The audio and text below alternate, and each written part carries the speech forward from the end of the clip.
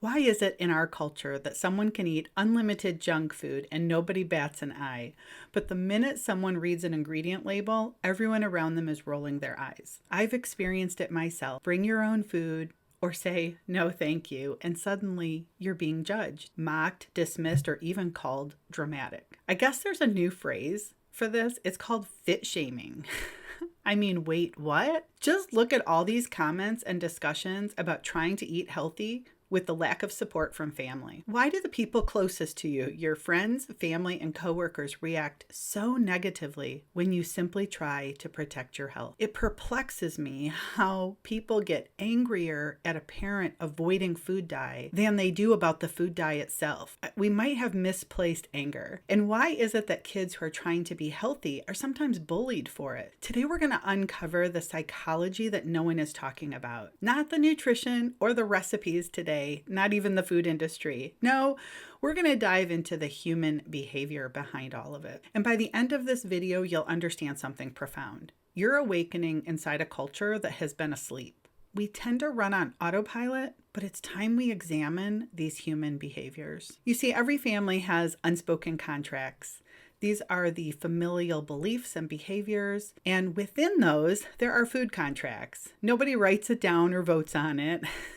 It's those unwritten rules.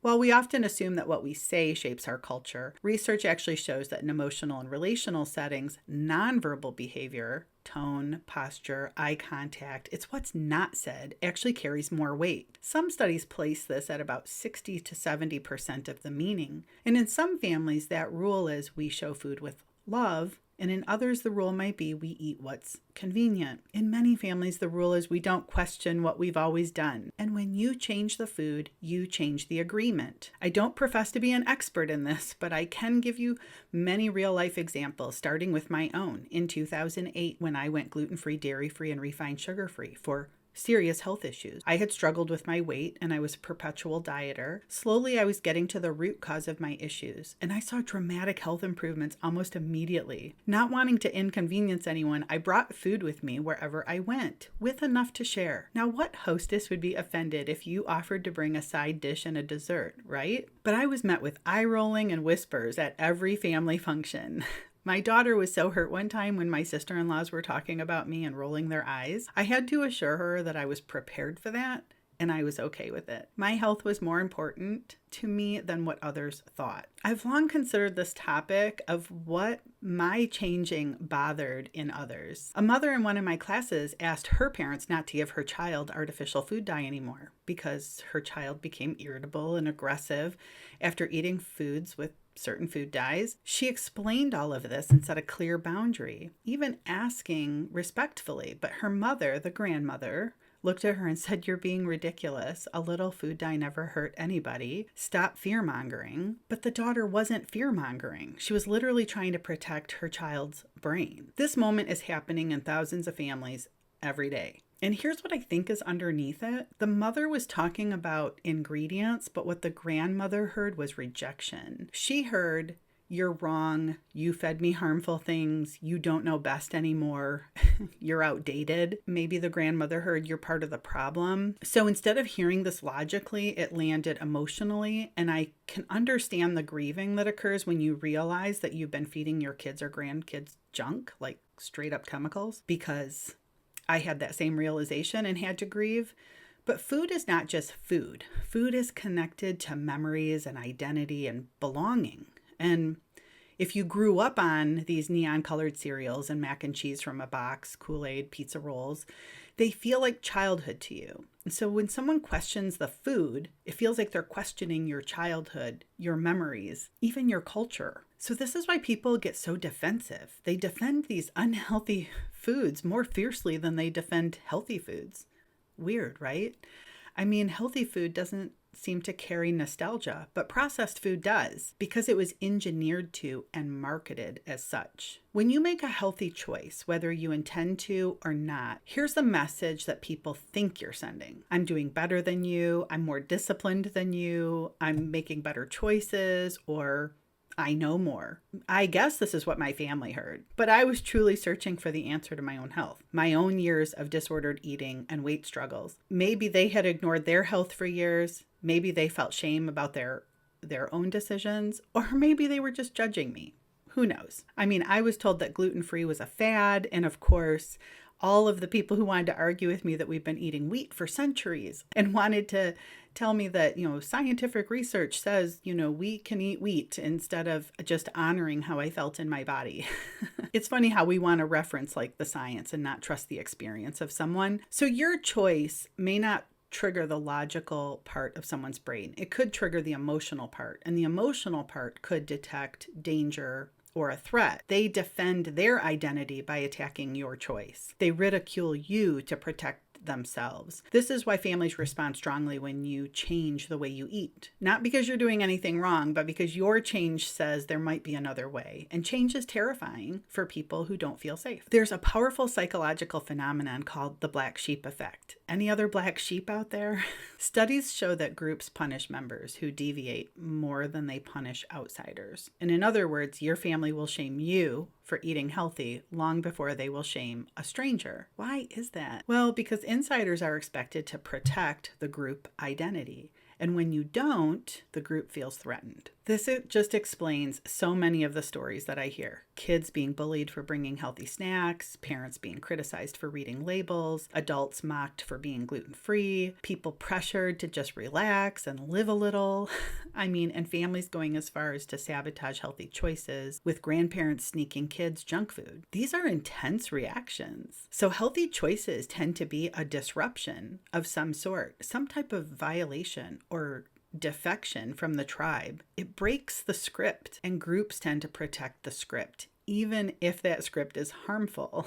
It's funny how people will protect what is familiar over what is healthy every single time, until they wake up. And this might be a good video to send to your family members to help that process along. But let's talk about the elephant in the room, because what we call normal food in America behaves less like a culture and more like a cult. And I'm not saying this to be dramatic. I'm saying this because the psychology matches. I've spent many years as a health coach coaching many individuals and families, and I have seen this pattern over and over again. A cult has 4 characteristics: a shared ritual.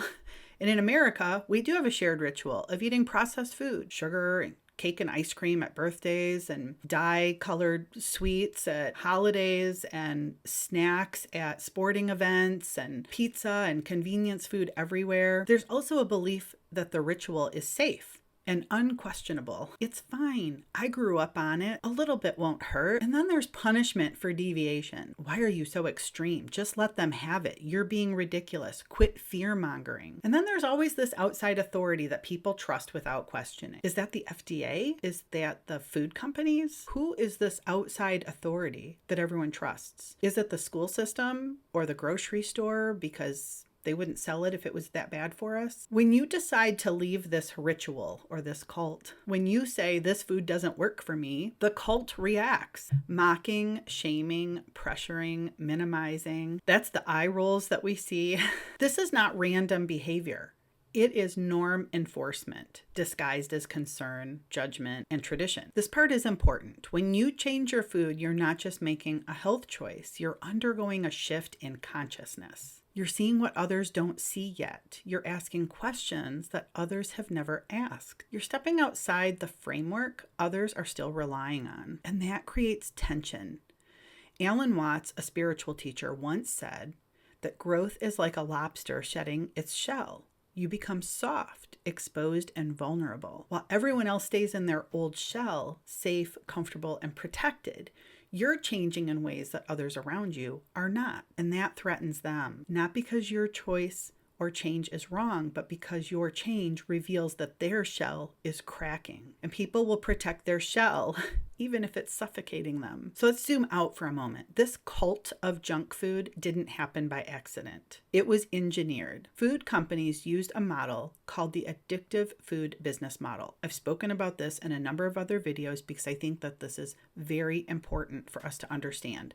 They formulated foods to be hyper palatable, normalized them with billions of dollars in advertising, placed them everywhere, made them cheaper than whole foods, and then they target kids at a young age to get them hooked. So 3 generations now were raised to believe that dye equals fun and sugar means celebration and convenience equals love, that reading labels is unnecessary and that cooking real food is too much work. There is very little, if any, ingredient awareness, and what I often talk about is food literacy. There's very little food literacy. I believe this is corporate conditioning. So when you wake up and you change the ritual, you're not just defying your family, you're defying a system that has shaped American culture. No wonder the reaction is so intense. Being first is lonely. Being awake in an unhealthy culture, that's pretty lonely too. And being the one who asks questions, that takes courage. Someone has to be first. Someone has to say, this isn't working. My body matters. My health matters. My child matters. And that person is usually mocked before they're respected. I know because I've lived it. I lived both extremes, working 80 plus hours a week for over 16 years doing network operations management, where I worked in the middle of the night, too tired to cook, so we ate out 7 days a week, and I fed my kids out of boxes and cans until my health failed. When I went gluten-free, dairy-free, and sugar-free 17 years ago, my own family mocked me. They rolled their eyes, they made their jokes, they tried to talk me out of it, and yet I healed. And then people want to know what I did to reclaim my health. Parents tell me every semester that their family doesn't support them, and yet their kids thrive. Kids in my class tell me that their friends tease them, and yet I know that they're growing into leaders. Here's the truth. The people who mock you now may one day ask you how you did it. One of my sister-in-laws had to go gluten-free years after being rude to me about it. I remember saying, I think this affects a lot of people, not just me, and they just don't know it yet.